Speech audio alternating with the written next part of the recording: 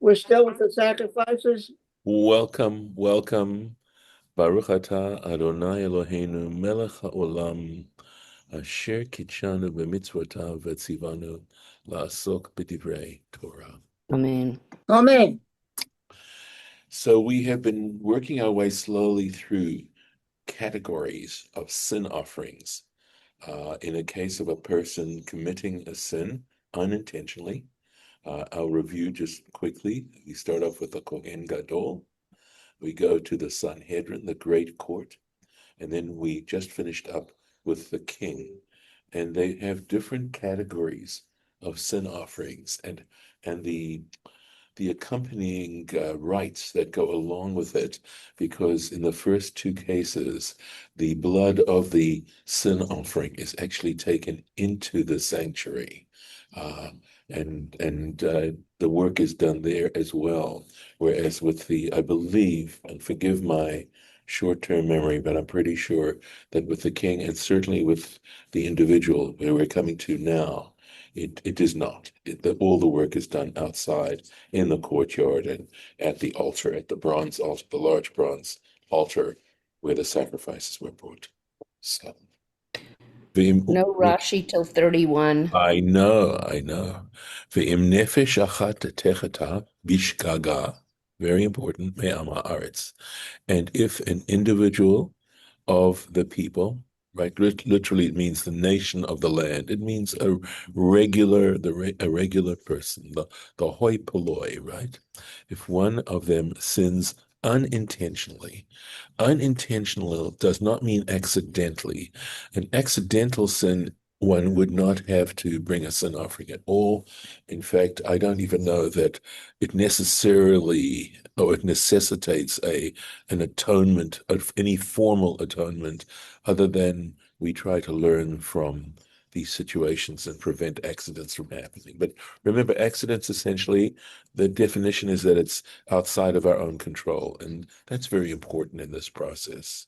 Unintentionally means you didn't know it was a sin. Unintentional means ignorance. And so, right, a clear lesson is that ignorance does not get you off the hook. You can't say, I didn't know, because one of the most important mitzvot is Talmud Torah, study Torah. Get rid of your ignorance. Don't do these things out of ignorance. So, ba'asota achat mitzvot Hashem, in her performing, or in the soul, right, this individual, performing one of the commandments of the Lord, asher lo te'asena, which one is forbidden to do, va'ashem, and is guilty. Okay. Or, right, in this case, and we have to know that we say that this is not or, okay, but rather and it means ohoda elav chatato asher chata. In this case, or has to do with the fact that he is made known. In other words, he now realizes, right? He realizes, or hoda elav has more of the sense of it is told to him, right? It is made known to him.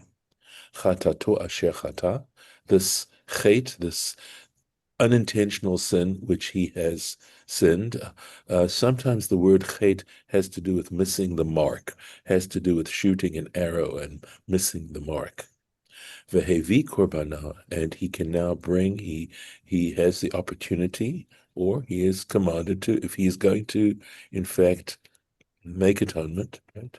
He should bring his offering, Seirat izim tmima nekeva, right?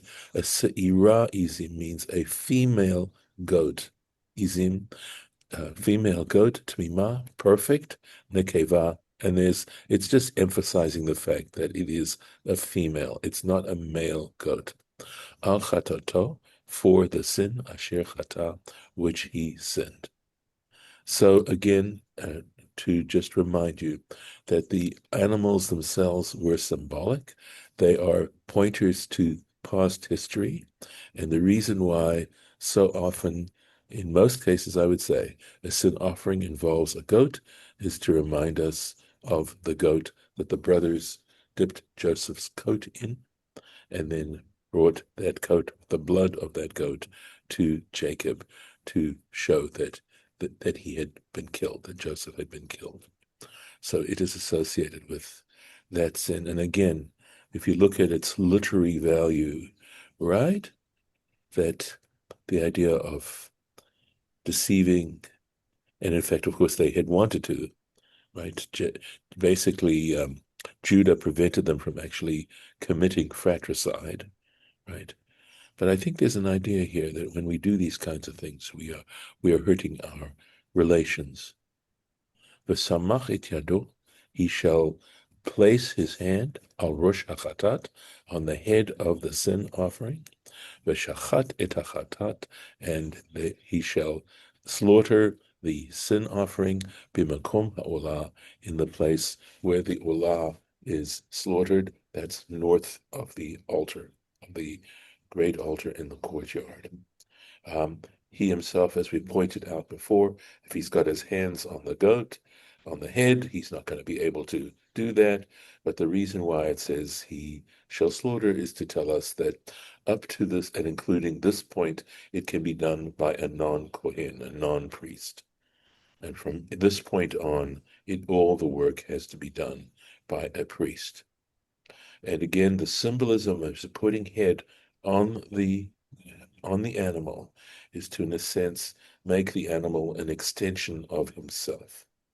That the Torah is trying to get us to be sensitive to the fact that when we do these kinds of things, we are actually forfeiting our lives.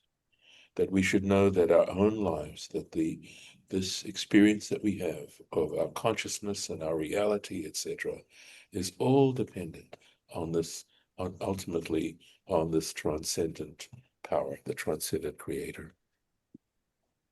Should have that feeling, should develop it. Now, see, v'lakach hakohen. So now we have to have it done by the priest. And the priest shall take midama, from its blood, not all the blood, but a little bit of the blood, be'etzba'o, in with his finger, v'natan al karnot ha-mizbach ha'olah, and shall place it on the horns of the altar for the whole offering. This, of course, is that bronze altar.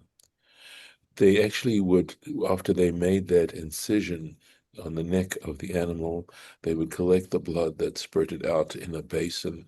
And I believe the way I would describe it is, then the priest would take his finger, dip it in that basin, and then place it on the horns of the altar. I think the idea of the horns, the karen, is the idea of, because it means a ray, essentially. It's another word that means a ray. And a ray, of course, the idea of a ray taking light from one point to another point, and the idea of this act being directed heavenward. And I think that's why there were the horns on the four corners of the altar. So, at any rate, all the blood, in other words, all the blood that was in this basin, yishpoch el yesod hamizbeach, he shall pour out at the base of the altar. There was a specific, I believe, a specific part of the altar where, on one side, where the blood was poured out. Ve'et kol chilba, and all its fat, Yasir, he shall remove. Kasher husar chelev me'al zevach hashlamim, just as the chelev, it's a particular kind of fat. It's not the sort of fat of the meat that you see in a marbled steak or something. It is a kind of, the chelev is a specific, very heavy kind of fat that rests on parts of the inside of the animal, right? So he should take it, just the way this chelev was removed from the shlamim offering. V'hiktir hakohen hamizbecha, and the kohen shall cause it to smoke on the altar, l'reich nichoach Hashem, as a pleasing fragrance to the Lord. V'chiper alav hakohen, and the kohen, the priest, shall make atonement for him, v'nislach lo, and he shall be forgiven. So here we go. There's the verse here, the Rashi. Just ka'asher husar chelev me'al zevach hashlamim, just as the chelev was removed from the offering, the shlamim offering. So he says, ki imure es, it is like, and I told you the word imurim refers to those parts of the animal that were put up on the altar, the accompanying parts of the sacrifice that were placed on the altar. And so there were imure, these are the parts of the animal, of the goat, ha'amurim b'shlamim, that was stated regarding the shlamim. We have already dealt with the shlamim sacrifice. So it's interesting that on the one hand, we have a reference here in talking about the chatat, we have a reference to the olah, and we have a reference to the shlamim. And the olah is, tradition has it that the olah comes to atone for a positive mitzvot that were not performed. That if you fail to perform a specific positive mitzvah, you still needed to bring an atonement. There's a difference between failure to perform a positive commandment and the performance, that is to say, the doing of a negative commandment, meaning basically an infraction and a sin. So the offerings are different, but here we have a reference to it. And we also have a reference to the shlamim. And the shlamim essentially were offerings brought out of a sense of thanksgiving and acknowledgement of the greatness of God. They came out of a sense of deep thanksgiving.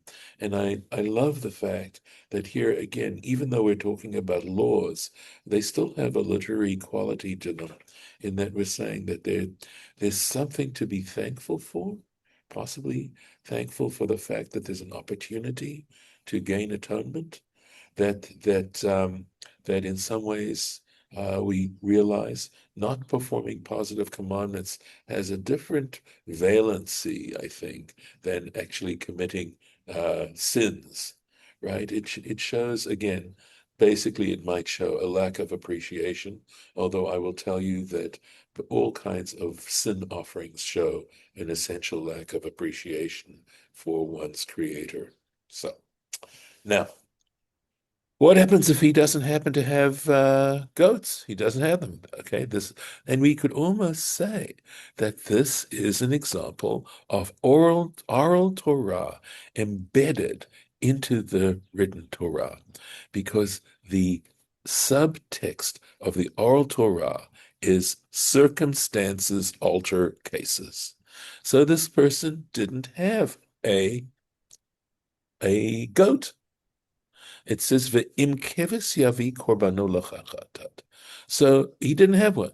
So if he brought a lamb as his sin offering, well, there still are ways in which one has to deal with these circumstances, right? Nekevat mima yaviena. He shall bring her as a pure, it has to be a perfect and perfect condition. And as you can imagine, in the rabbinic literature, they might well go into great detail as how you define a perfect animal, given reality, right? And again, we repeat this. V'samach et yado, he shall place his hand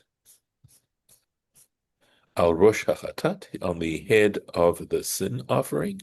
Notice it's being called a sin offering. V'shachat ota lachatat, and he shall slaughter it as a sin offering for the sake of a sin offering. He has to make a declaration that he is doing this with the intention of bringing a sin offering. Now, I notice that it says place his hand, right? It says yado, his hand. It doesn't say yadav. So that I suppose, that technically if he has one hand placed on the head of the animal, he could use his other hand to do the slaughtering. I guess that is possible.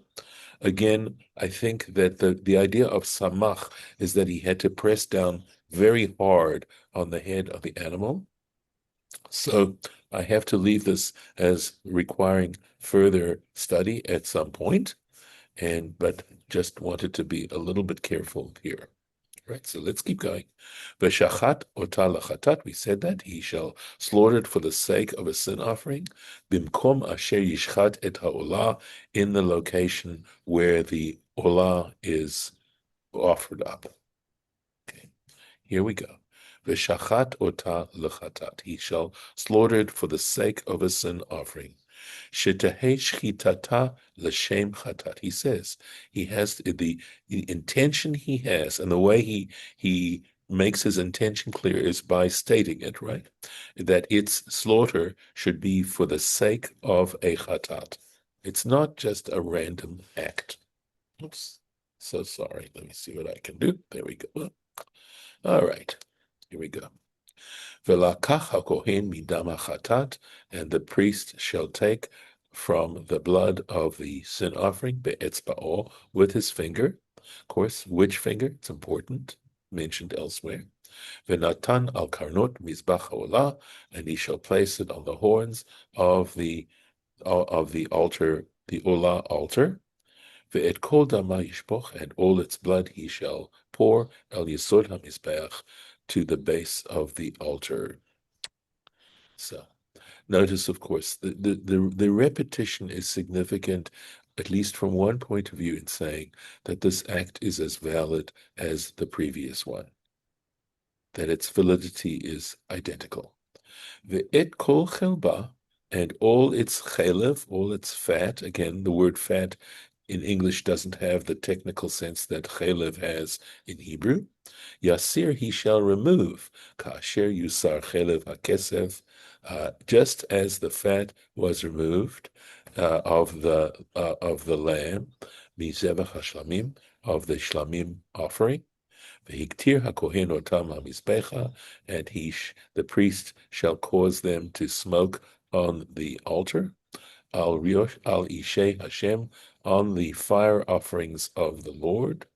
V'chiper alav hakohen al chatato, and the priest shall make atonement for him regarding his transgression, asher chata, which he committed, b'nislachlo, and he shall be forgiven.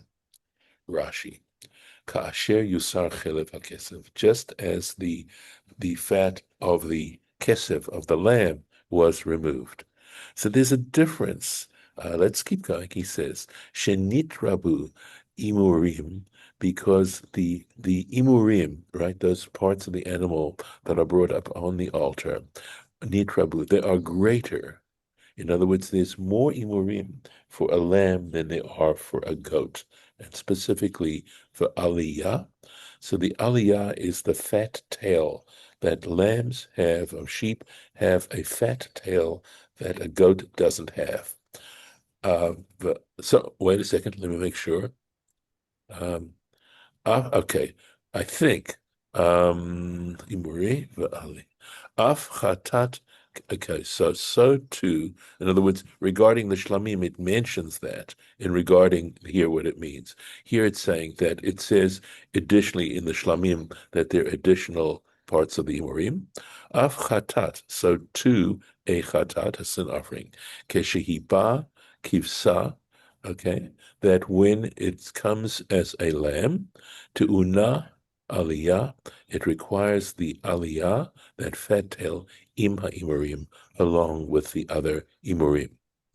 Al Ishe Hashem. So this was added. We didn't read that the last time with regards to the goat. So it says, Al Medurot Ha'esh. In other words, it shall be placed on top of the pyres of fire, Ha'osuyot, that were made l'shem, that for the sake. Okay, for that sake, it doesn't have. So he's just talking about the ishe, right? And it's this fawaya or something. Belaz. There's no Yiddish equivalent given here. So, that's, as you can see, we've come to the end of a chapter here. So I won't start the next chapter yet. With God's help, we will do it tomorrow. Let me see if I can put in a little place here that our next lesson will begin here. And I will just tell you that in this particular chapter, we start describing various situations which require bringing a sin offering. And so there's more than one kind of situation, and you'll see, and I hope you will find it interesting. So I'm going to stop the share.